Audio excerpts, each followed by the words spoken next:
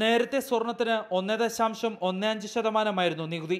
GST വന്നതോടെ ഇത് 3% വർദ്ധിച്ചു. ഒരു പവന് നികുതി മാത്രം 650 രൂപയാണ്. 1 കിലോ സ്വർണം എത്തിച്ചാൽ 5 ലക്ഷത്തോളം രൂപ കിട്ടുമെന്നതിനാൽ അനധികൃത വ്യാപാരം താഴ്ച വളരുമെന്ന് സ്വർണ്ണാഭരണ വിപണന മേഖലയിലുള്ളവർ പറയുന്നു.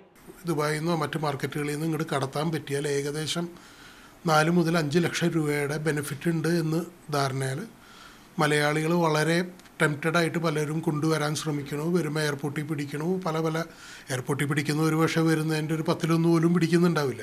സ്വർണത്തിന്റെ ഇറക്കുമതി വർദ്ധിക്കുകയും രാജ്യത്തിന്റെ കറണ്ട് അക്കൗണ്ട് കമ്മി ഉയരുകയും ചെയ്തതിനെ തുടർന്ന് 2013 ഓഗസ്റ്റിൽ സ്വർണത്തിന്റെ ഇറക്കുമതി ചുങ്കം 10% ഇതേ തുടർന്ന് സ്വർണത്തിന്റെ കള്ളക്കടത്ത് ഗണ്യമായി വർദ്ധിക്കുകയും ചെയ്തു.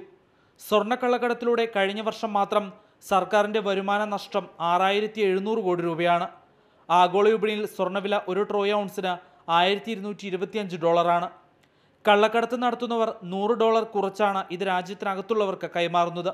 ഇപ്പോൾ GSTയിൽ നികുതി ഉയരുകയും കൂടി ചെയ്തതോടെ കള്ളക്കടത്ത് വർദ്ധിക്കുമെന്നാണ് ആശങ്ക. അഭിലാഷ് ഗോപിനാഥൻ, മാതൃഭൂമി ന്യൂസ്, കൊച്ചി.